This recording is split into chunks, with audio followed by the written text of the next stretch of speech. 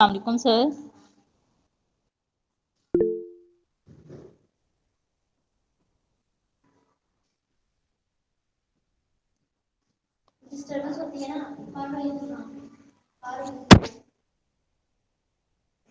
जी ठीक है सर। बिस्मिल्लाहिर्रहमानिर्रहीम। अस्सलाम वालेकुम। My name is Fatma Shabir. I am a nutritionist from University of Agriculture, Faisalabad. Thank you so much, Dr. Akram, for organizing this webinar on daily basis from Government College, University, Faisalabad. आज का जो मेरा topic है मैं बताऊंगी calcium के बारे में कि कैल्शियम का जो है हमारी बॉडी के अंदर जो है वो क्या रोल है। कैल्शियम के अकॉर्डिंग अगर हम देखा जाए तो ये मोस्ट जो है ये हमारा मेजर मिनरल है। ये मोस्ट अबंडेंट मिनरल है हमारी बॉडी के अंदर। 99% कैल्शियम जो है वो होता कहाँ पे है, हमारी बोन्स और टीथ के अंदर होता है। इसका बड़ा इंपॉर्टेंट रोल होता है। इसने हमारी बोन्स को जो है वो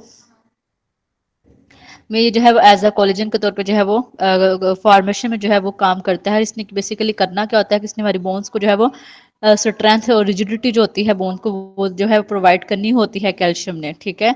इसके अलावा अगर हम देखा जाए तो 1% कैल्शियम जो है वो होता कहाँ पे है, हमारा जो बॉडी का जो एक्स्ट्रा सेलुलर फ्लूइड होता है वहाँ पे जो है ये प्रेजेंट होता है। नॉर्मल तौर पे हम देखा जाए तो कैल्शियम का बड़ा इंपॉर्टेंट रोल होता है। इसने बेसिकली करना क्या होता है कि इसने हम हमारा जो ब्लड प्रेशर होता है उसको इसने बेसिकली क्या करना होता है, मेंटेन करना होता है। ठीक है।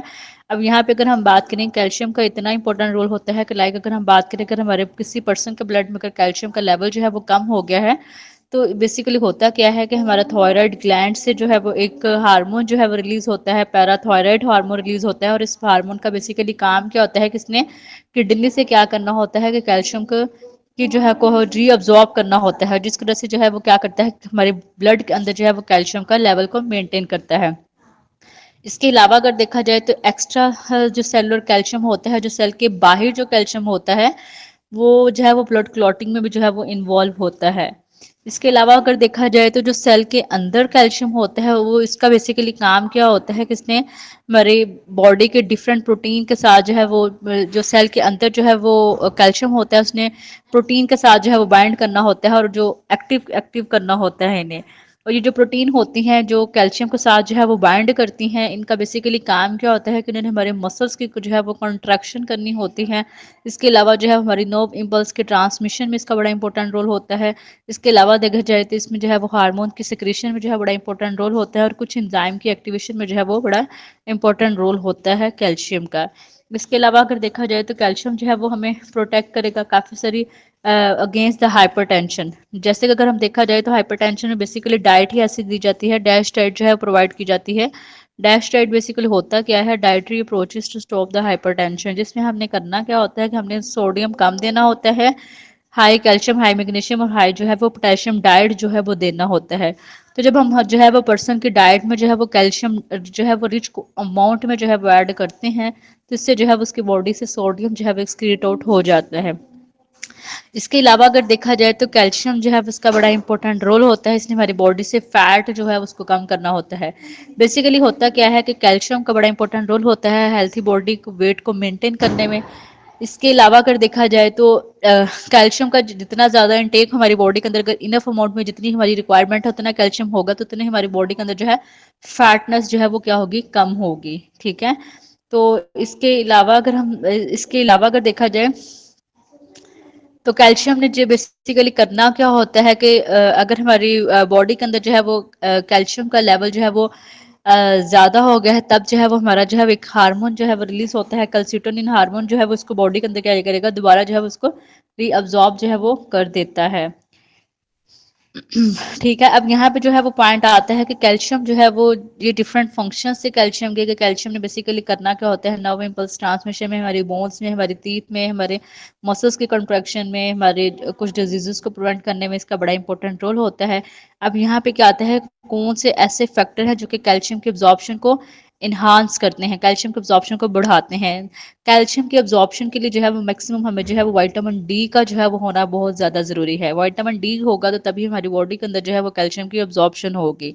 इसके अलावा अगर देखा जाए तो यहाँ पे क्या देगा, स्टमक एसिड, स्टमक ए प्रॉपर एचसीएल का होना बहुत ज़्यादा ज़रूरी है कैल्शियम के लिए। अब यहाँ पे क्या पॉइंट आता है कि कौन से ऐसे फैक्टर्स हैं जो कि हमारी बॉडी के अंदर कैल्शियम के एब्जॉर्प्शन को इनहिबिट करते हैं, कम कर देते हैं।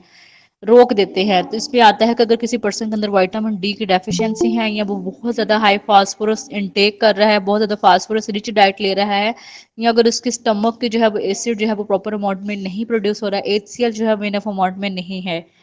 तो इसके अलावा अगर देखा जाए तो बॉडी के अंदर जो है कुछ ऐसे फूड्स होते हैं लाइक सीड नट्स ग्रेन्स, अगर बेस्ट तो ये है कि इनको सोक्ड फॉर्म में लिया जाए, क्योंकि अगर इनको सोक्ड किया, इनके अंदर बेसिकली एक एंटी न्यूट्रिशनल फैक्टर्स होता है जिसको हम कहते हैं फाइटेट।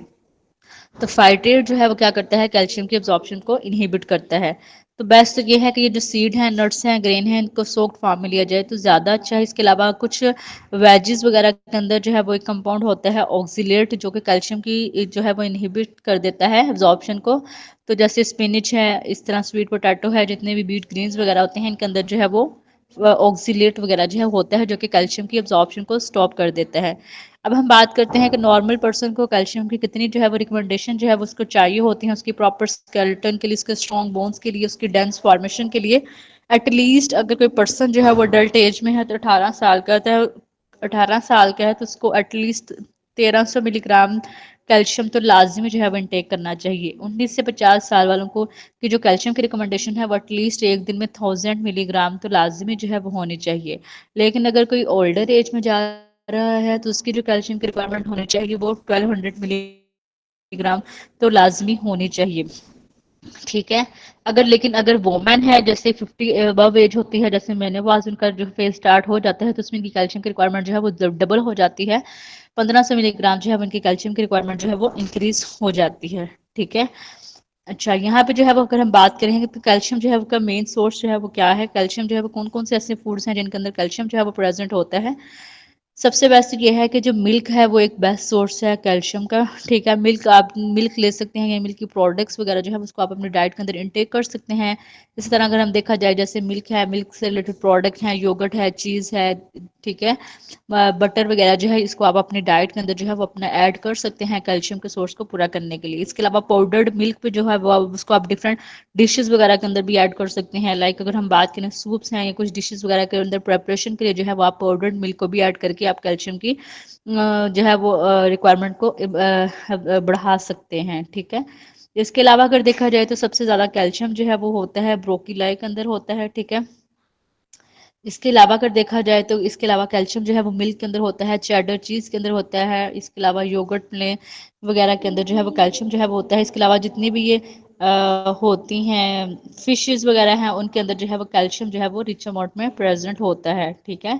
इसके अलावा अगर हम बात करें, अगर हम कॉर्न के अंदर भी कैल्शियम जो है वो प्रेजेंट होता है। इसके अलावा आलमंड के अंदर प्रेजेंट होता है। अगर हम सीड के अकॉर्डिंग हम देखा जाए तो सीसम सीड के अंदर सबसे ज़्यादा कैल्शियम जो है वो प्रेजेंट होता है। अगर हम वेजिटेबल्स के अकॉर्डिंग देखा जाए तो पार्सले है, ब्रोकीलाई वगैरह है, ये जो है वो कैल्शियम जो है वो रिच सोर्स होते हैं।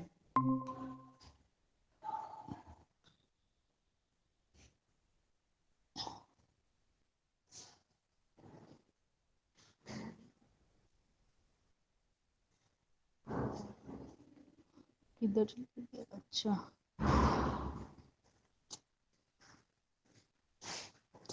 अब यहाँ पे ये पॉइंट आता है कि अगर